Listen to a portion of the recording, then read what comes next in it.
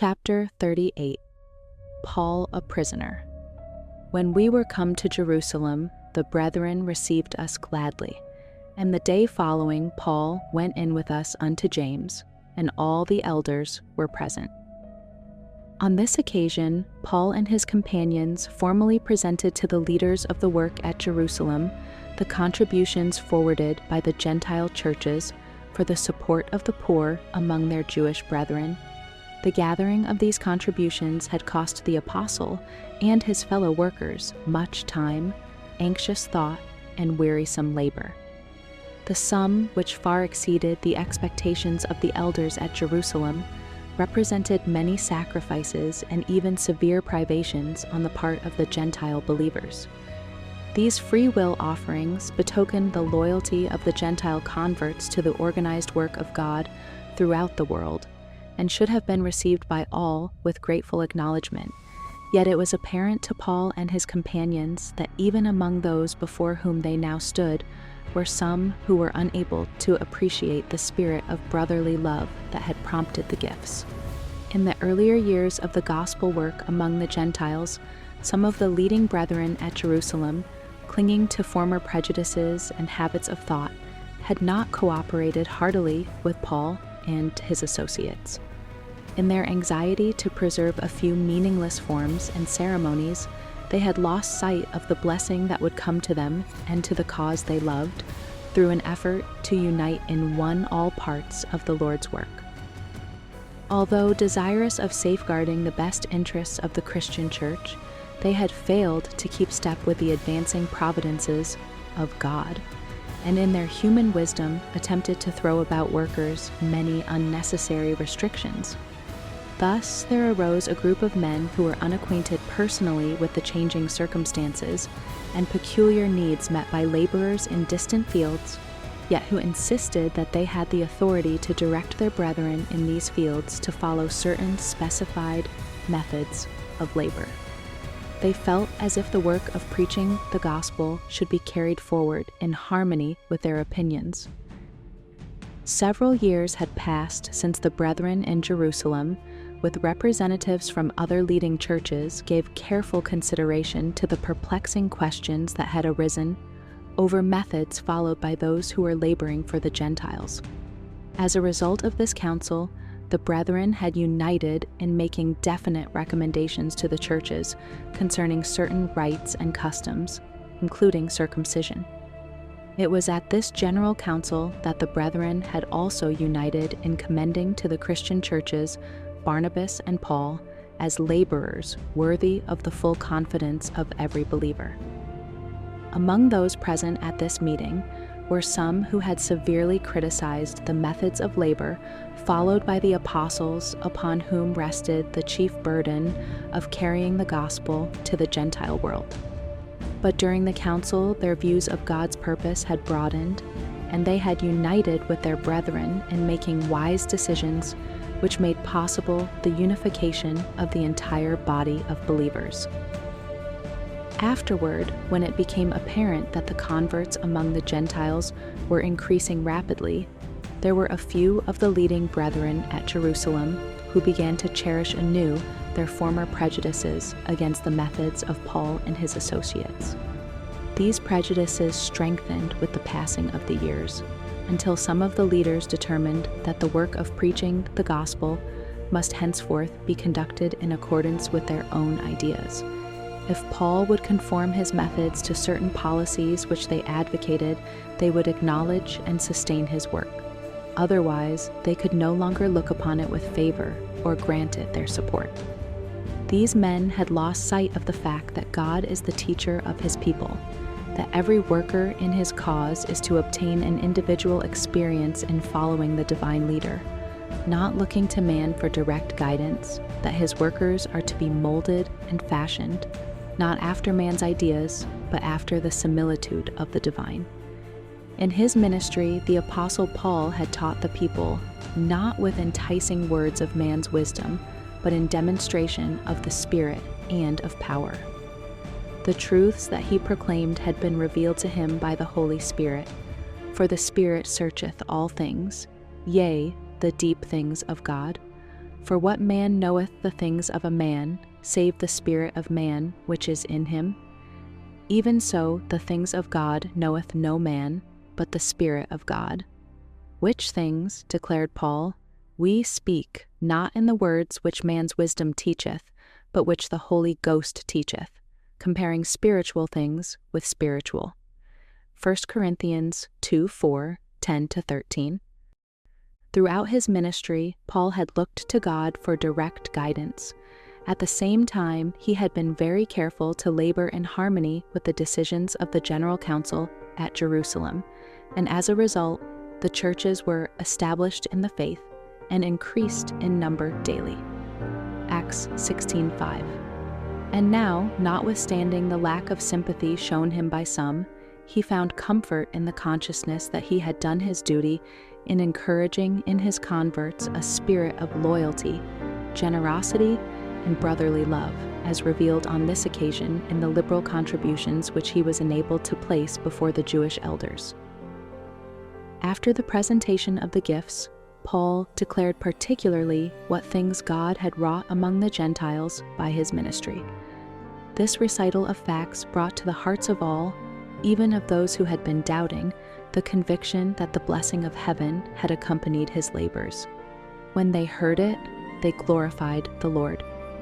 They felt that the methods of labor pursued by the apostle bore the signet of heaven. The liberal contributions lying before them added weight to the testimony of the apostle concerning the faithfulness of the new churches established among the Gentiles.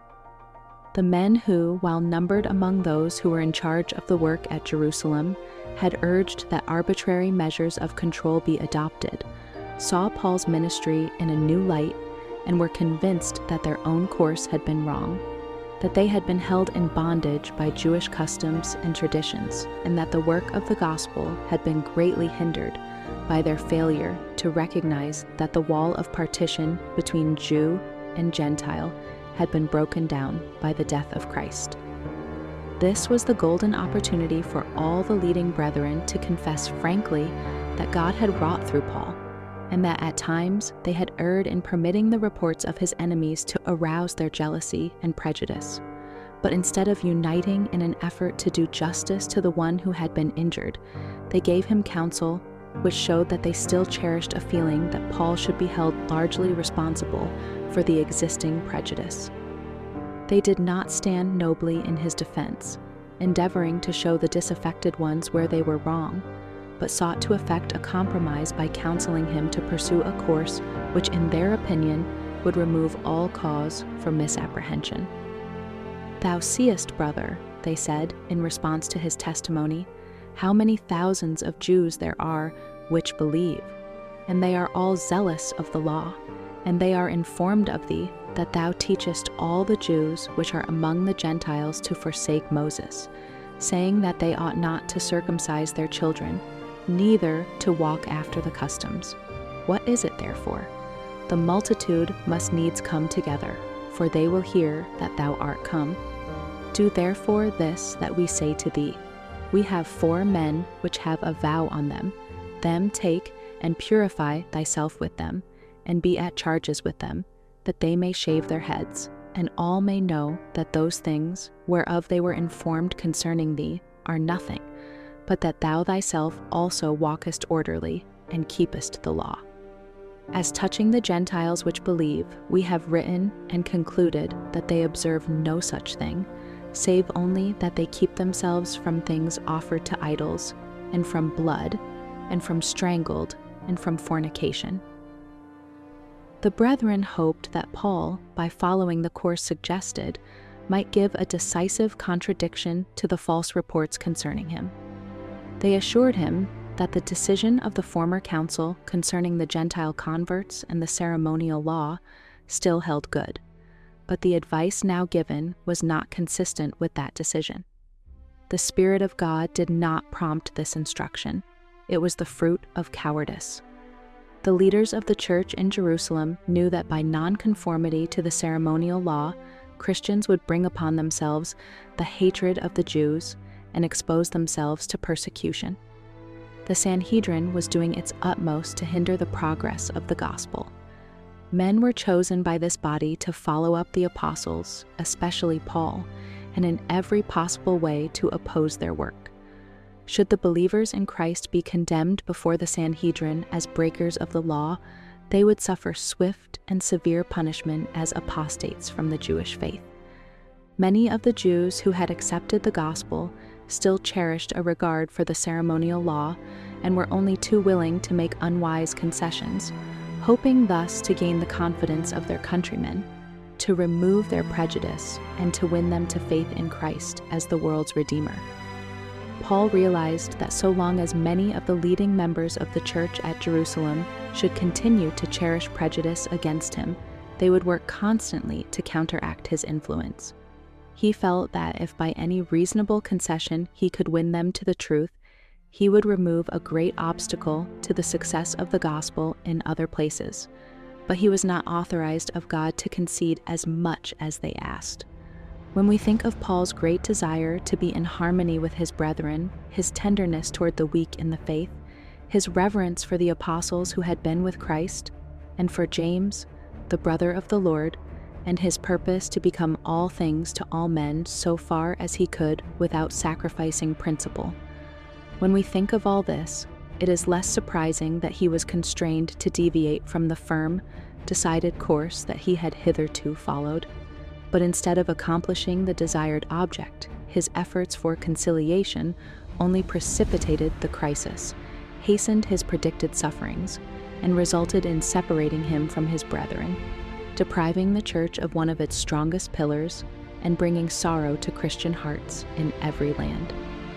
On the following day, Paul began to carry out the counsel of the elders. The 4 men who were under the Nazirite vow, number 6, the term of which had nearly expired, were taken by Paul into the temple to signify the accomplishment of the days of purification, until that an offering should be offered for every one of them. Certain costly sacrifices for purification were yet to be offered. Those who advised Paul to take this step had not fully considered the great peril to which he would thus be exposed. At this season, Jerusalem was filled with worshippers from many lands. As in fulfillment of the commission given him by God, Paul had borne the gospel to the Gentiles. He had visited many of the world's largest cities, and he was well known to thousands who from foreign parts had come to Jerusalem to attend the feast. Among these were men whose hearts were filled with bitter hatred for Paul, and for him to enter the temple on a public occasion was to risk his life. For several days he passed in and out among the worshippers, apparently unnoticed. But before the close of the specified period, as he was talking with a priest concerning the sacrifices to be offered, he was recognized by some of the Jews from Asia. With the fury of demons they rushed upon him, crying, "Men of Israel, help! This is the man that teacheth all men everywhere against the people, and the law, and this place." And as the people responded to the call for help, another accusation was added, and further brought Greeks also into the temple, and hath polluted this holy place. By the Jewish law, it was a crime punishable with death for an uncircumcised person to enter the inner courts of the sacred edifice. Paul had been seen in the city in company with Trophimus, an Ephesian, and it was conjectured that he had brought him into the temple. This he had not done, and being himself a Jew, his act in entering the temple was no violation of the law. But though the charge was wholly false, it served to arouse the popular prejudice. As the cry was taken up and borne through the temple courts, the throngs gathered there were thrown into wild excitement. The news quickly spread through Jerusalem, and all the city was moved, and the people ran together. That an apostate from Israel should presume to profane the temple at the very time when thousands had come there from all parts of the world to worship, excited the fiercest passions of the mob. They took Paul and drew him out of the temple, and forthwith the doors were shut. As they went about to kill him, tidings came unto the chief captain of the band that all Jerusalem was in an uproar. Claudius Lysias well knew the turbulent elements with which he had to deal, and he immediately took soldiers and centurions and ran down unto them. And when they saw the chief captain and the soldiers, they left beating of Paul. Ignorant of the cause of the tumult, but seeing that the rage of the multitude was directed against Paul, the Roman captain concluded that he must be a certain Egyptian rebel of whom he had heard, who had thus far escaped capture. He therefore took him and commanded him to be bound with 2 chains, and demanded who he was and what he had done. At once many voices were raised in loud and angry accusation. Some cried one thing, some another, among the multitude. And when he could not know the certainty for the tumult, he commanded him to be carried into the castle. And when he came upon the stairs, so it was, that he was borne of the soldiers for the violence of the people. For the multitude of the people followed after, crying, "Away with him." In the midst of the tumult, the apostle was calm and self-possessed. His mind was stayed upon God, and he knew that angels of heaven were about him. He felt unwilling to leave the temple without making an effort to set the truth before his countrymen. As he was about to be led into the castle, he said to the chief captain, "May I speak unto thee?" Lysias responded, "Canst thou speak Greek? Art not thou that Egyptian, which before these days madest an uproar, and leddest out into the wilderness 4,000 men that were murderers?" In reply, Paul said, "I am a man which am a Jew of Tarsus, a city in Cilicia, a citizen of no mean city. And I beseech thee, suffer me to speak unto the people." The request was granted, and Paul stood on the stairs and beckoned with the hand unto the people. The gesture attracted their attention, while his bearing commanded respect. And when there was made a great silence, he spake unto them in the Hebrew tongue, saying, "Men, brethren, and fathers, hear ye my defense, which I make now unto you." At the sound of the familiar Hebrew words, they kept the more silence, and in the universal hush he continued, "I am verily a man which am a Jew, born in Tarsus, a city in Cilicia, yet brought up in this city at the feet of Gamaliel, and taught according to the perfect manner of the law of the fathers, and was zealous toward God, as ye all are this day." None could deny the apostle's statements, as the facts that he referred to were well known to many who were still living in Jerusalem. He then spoke of his former zeal in persecuting the disciples of Christ, even unto death, and he narrated the circumstances of his conversion, telling his hearers how his own proud heart had been led to bow to the crucified Nazarene. Had he attempted to enter into argument with his opponents, they would have stubbornly refused to listen to his words. But the relation of his experience was attended with a convincing power that for the time seemed to soften and subdue their hearts. He then endeavored to show that his work among the Gentiles had not been entered upon from choice. He had desired to labor for his own nation, but in that very temple the voice of God had spoken to him in holy vision, directing his course far hence unto the Gentiles. Hitherto the people had listened with close attention, but when Paul reached the point in his history where he was appointed Christ's ambassador to the Gentiles, their fury broke forth anew. Accustomed to look upon themselves as the only people favored by God, they were unwilling to permit the despised Gentiles to share the privileges which had hitherto been regarded as exclusively their own.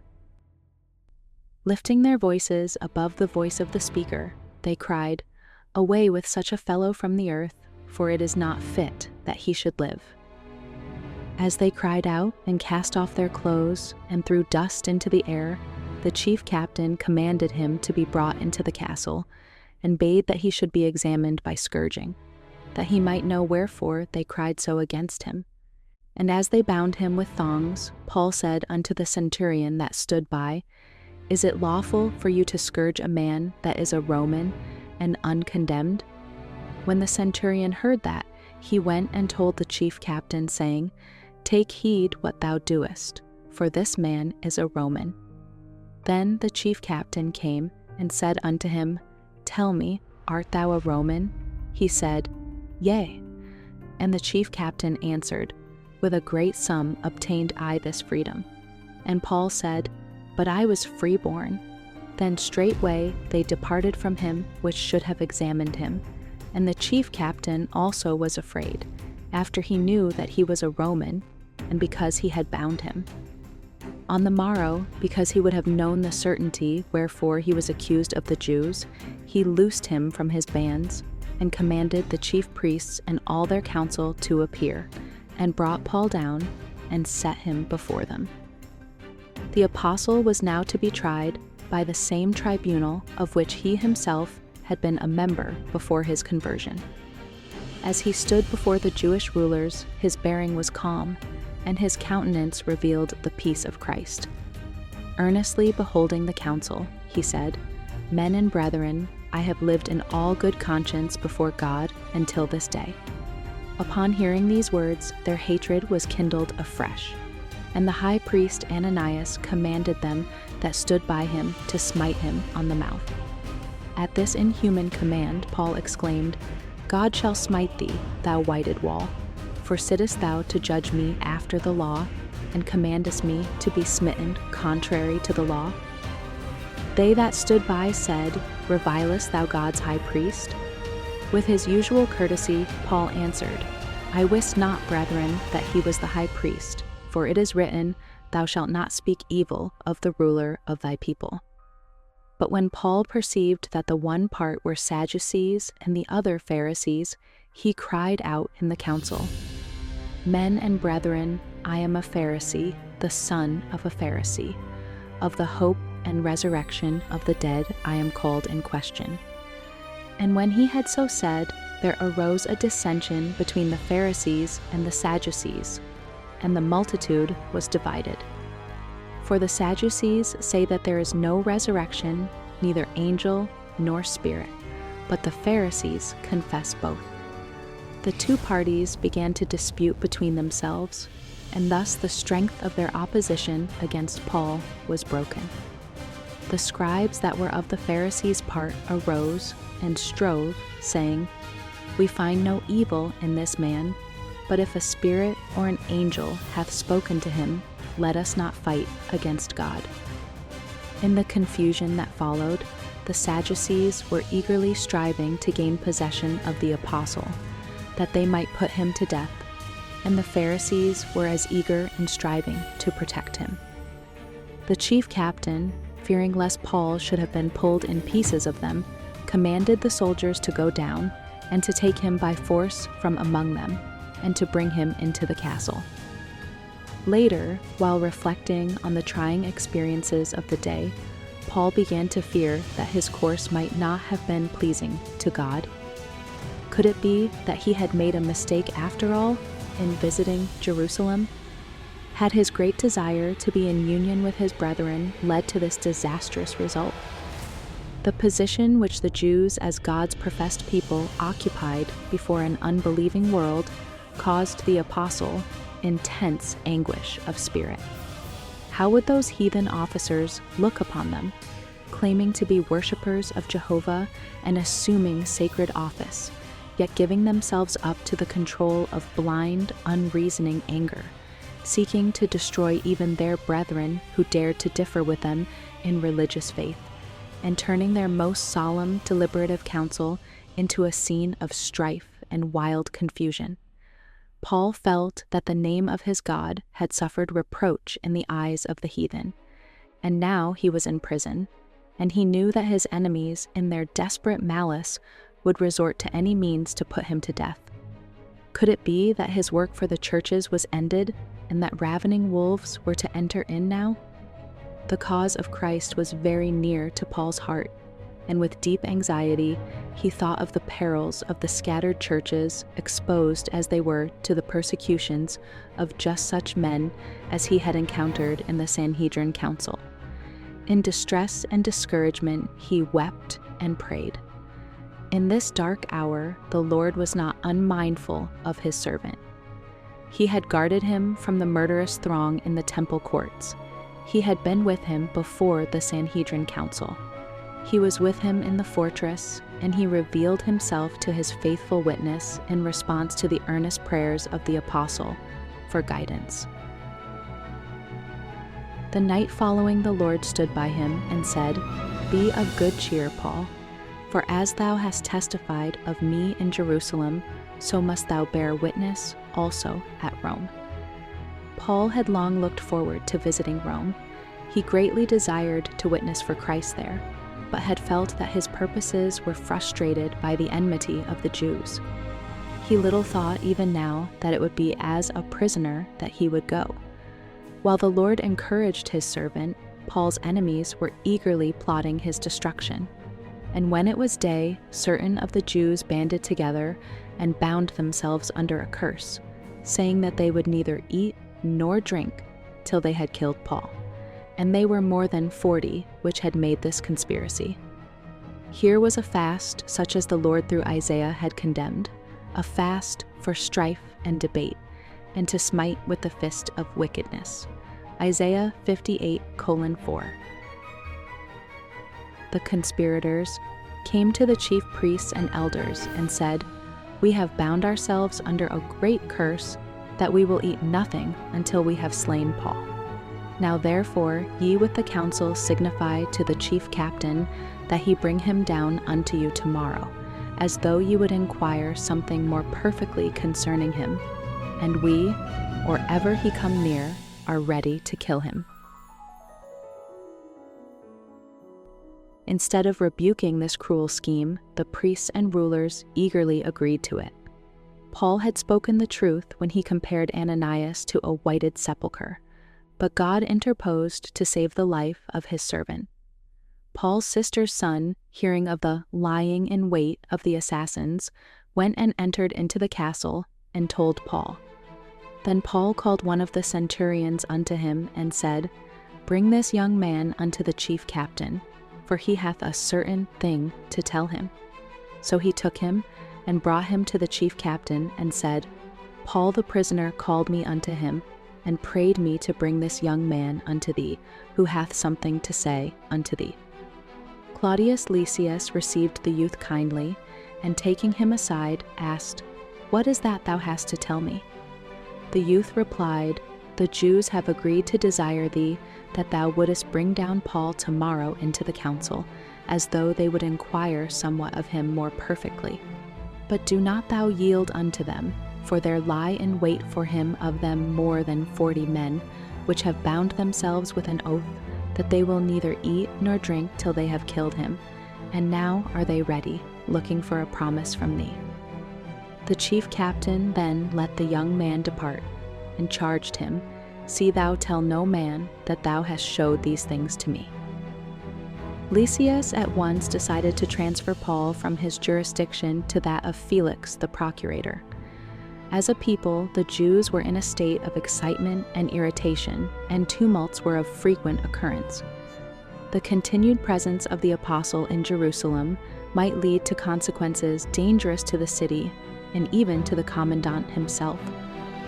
He therefore called unto him 2 centurions, saying, "Make ready 200 soldiers to go to Caesarea, and horsemen 70, and spearmen 200, at the 3rd hour of the night, and provide them beasts, that they may set Paul on, and bring him safe unto Felix the governor."